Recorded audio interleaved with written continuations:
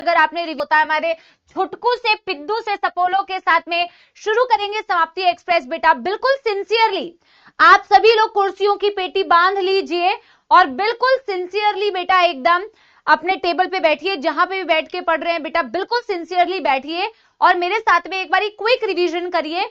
Notebook बंद कर लो ताकि बेटा आपको ये समझ में आए कि अगर आपने रिवीजन, आपने जो पढ़ा है आपको वो कितना याद आ रहा है। एक बारी नोटबुक बंद कर लो, फटाफट से बेटा हम क्या करेंगे, क्विक रिवीजन करेंगे, ठीक है। हाँ यही तो लिखा है, क्विक रिवीजन करेंगे। तो बेटा क्या आप तैयार हैं? ये बेटा कुछ मिनट आप लोगों के लिए बहुत इंपॉर्टेंट है हर क्लास के, मैंने कल भी आपको बताया था और इसी बात के साथ में शुरू करते हैं।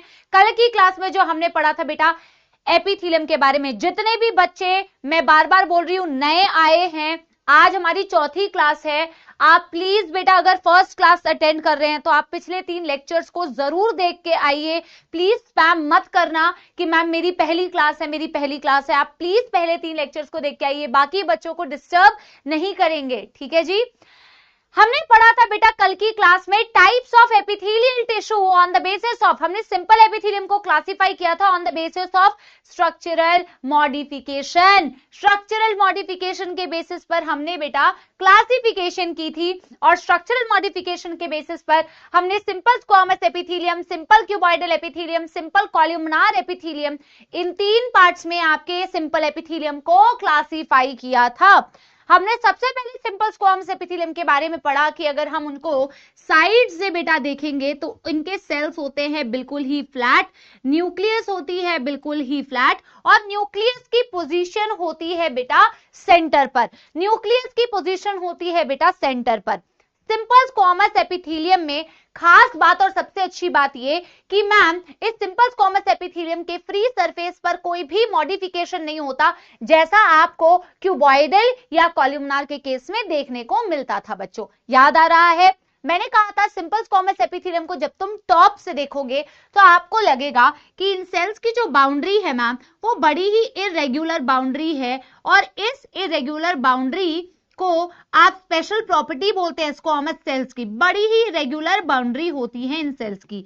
मैम ये सेल्स इतने चपटे होते हैं कि ऐसा लगता है मानो जैसे टाइल्स आपके फ्लोर पे दिख रहे हैं, बिल्कुल वैसे ही अपीयर होते हैं ma'am. It appears just like tiles on the floor. सारे सपोले स्क्रीन के पीछे बेटा रिवाइज कर रहे हैं ना, हमें यहाँ ऑनलाइन पता नहीं चलता है, बट आपको बेटा चीटिंग नहीं करनी है, आप स्क्रीन के पीछे मेरे साथ बेटा बोल बोल के रिवाइज करो, जितना बोलोगे ना उतना यहाँ पे बेटा याद होगा, ठीक है। तो अपीयर्स लाइक बेटा टाइल्स ऑन द फ्लोर, इसीलिए इसे बोलते हैं पेवमेंट एपिथेलियम।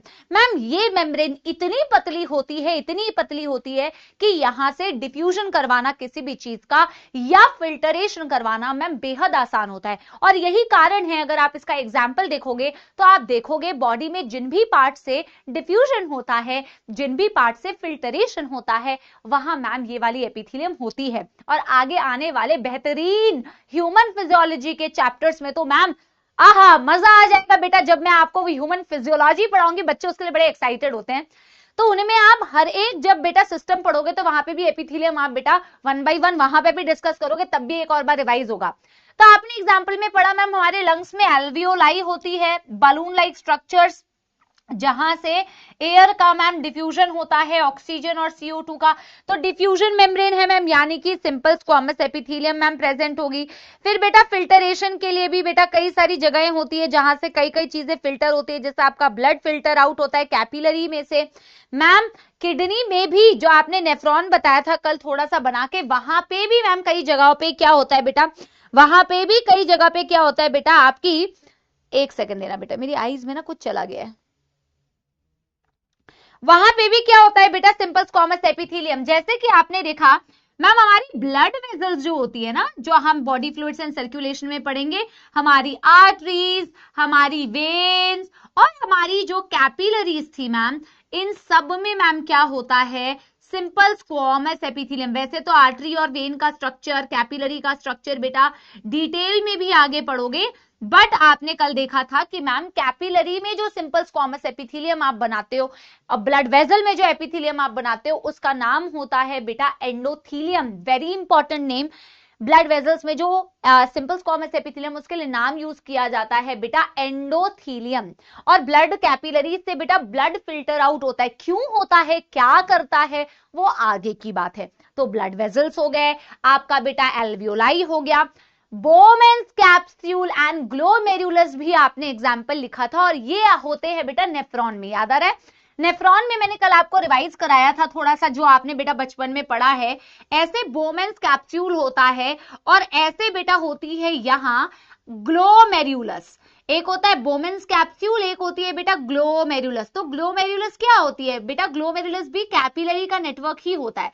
और जो भी कैपिलरीज है, कैपिलरी में हमेशा सिंपल स्क्वामस एपिथेलियम ही होगा। और ये जो मैंने स्ट्रक्चर बनाया नेफ्रॉन का, इसे बोलते हैं बेटा बोमेन्स कैप्सूल। इस बोमेन्स कैप्सूल में भी बेटा सिंपल स्क्वामस एपिथेलियम होती है। अब बेटा क्विकली रिवाइज करते हैं, एक बहुत ही फटाफट से एक फ्लो चार्ट बनाते हैं, जो हमने क्यूबॉइडल एपिथेलियम को बेटा पढ़ा था। मैं एक काम करती हूं, क्यूबॉइडल एपिथेलियम और कॉलमनार एपिथेलियम को साइड बाय साइड बेटा फटाफट से बोर्ड में रिवाइज करेंगे। देखो इधर मैं लिखती हूं मेरे प्यारे सपोलो क्यूबॉइडल एपिथेलियम, और इधर मैं लिखती हूं बेटा कॉलमनार एपिथेलियम। ठीक है बेटा, एक बार मेरे को बताओ, जब हमने इनको क्लासिफाई किया था तो मैंने इनको भी 3 पार्ट्स में डिवाइड किया, इनको भी 3 पार्ट्स में डिवाइड किया। एक में मैंने सिंपली लिखा था बेटा, अरे भाई क्या हुआ हमारे पेन को, अरे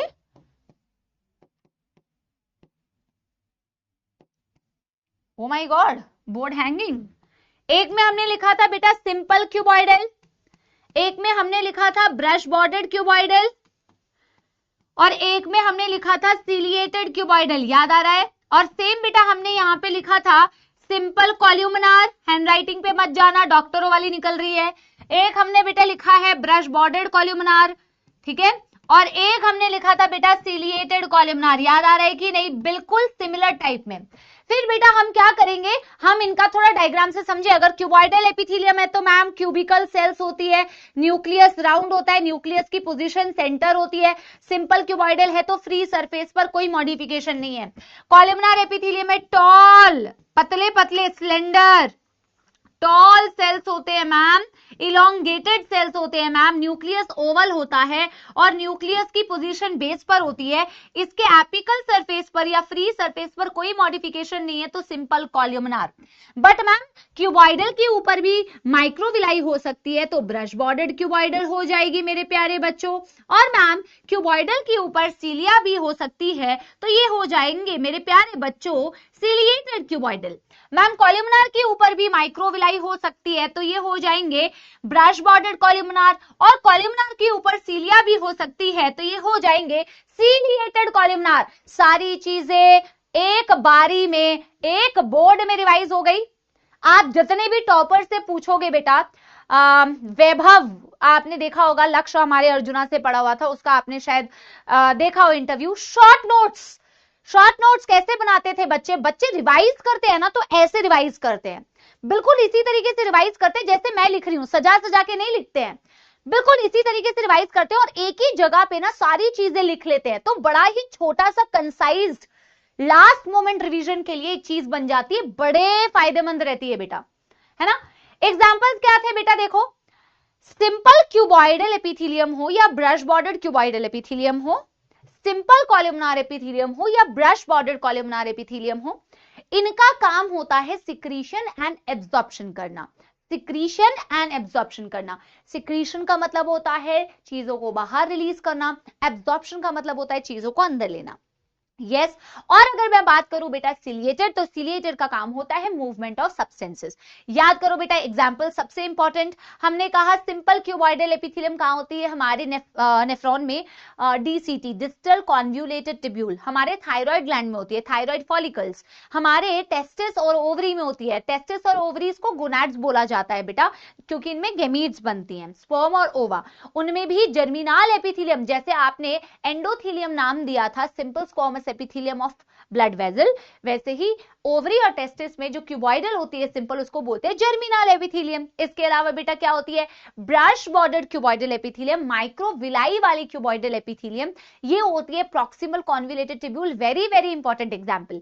सिलिएटेड क्यूबॉइडल कहां होती है? छोटी ब्रोंकियोल्स में, कुछ होती है बड़ी ब्रोंकियोल्स, कुछ होती है छोटी ब्रोंकियोल्स। मैंने आपको कल ही एक डायग्राम के थ्रू भी दिखाया था। तो छोटी ब्रोंक्यूल्स में होती है बेटा आपकी सीलिएटेड क्यूबॉइडल, बड़ी ब्रोंक्यूल्स में होती है आपकी सीलिएटेड कॉलमनार।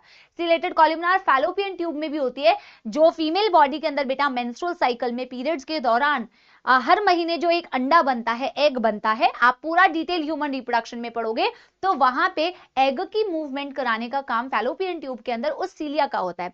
और यूनिडायरेक्शनल, आपने लास्ट टू लास्ट क्लास में बेटा ये चीज पढ़ी थी कि सीलिया हमेशा एक ही डायरेक्शन में मूव करती है। और आपने ये भी पढ़ा था जो हॉलो ऑर्गन्स होते हैं, जो अंदर से खाली होते हैं, जैसे फैलोपियन ट्यूब ट्यूब है ना, अंदर से हॉलो है, खाली है, जैसे कई स्पैमर्स का दिमाग, बिल्कुल उसी तरीके से बेटा सीलिएटेड एपिथेलियम आपको हॉलो ऑर्गन्स के अंदर मिलती है, जैसे फैलोपियन ट्यूब हो गया। बात करते हैं बेटा सिंपल कॉल्यूमिनार और ब्रश बॉर्डर कॉल्यूमिनार। ओवरऑल एग्जांपल आप कह सकते हो GI tract, gastro intestinal tract, वहां अलग अलग जगह पे बेटा कहीं पे सिंपल कॉल्यूमिनार मिलेगी, कहीं पे ब्रश बॉर्डर्ड कॉल्यूमिनार मिलेगी, जैसे इंटेस्टाइन हो गया, वहां बड़ी तगड़ी रीएब्जॉर्प्शन होती है बेटा। और वहां पे क्या होता है बेटा, वहां पे आपके पास ब्रश बॉर्डर्ड कॉल्यूमिनार एपिथेलियम होती है। स्टमक हो गया बेटा, वहां पे आपको सिंपल कॉल्यूमिनार एपिथेलियम भी मिलती है। फिर आपके पास बेटा गॉबलेट सेल्स हो गए, जो आज हम वापस से पढ़ेंगे, म्यूकस सिक्रीट करते हैं। म्यूकस एक चिपचिपा पदार्थ है और mucus secreting goblet cells are again an example of brush bordered columnar epithelium. ठीक है, एक बारी बेटा मेरे लिए दिल तो बना ही सकते हो यार, इतना तो बेटा कर ही सकते हो। आप लोगों को क्विकली रिवाइज करा दिया। मुझे बताएंगे क्या आप लोगों को बेटा मैक्सिमम कंटेंट याद हो रहा है क्लास में या नहीं, जल्दी बताओ। यस, हमारा बेटा पिछला कंटेंट बिल्कुल रिवाइज हो गया। यस, बिल्कुल रिवाइज हो गया बेटा, एकदम डन डन आर डन। सबसे पहले जो हमने बेटा कई लोगों के परेशानियों की वजह से कल रिवाइज, देखो चैट की स्पीड, ये होता है प्यार। Oh my God.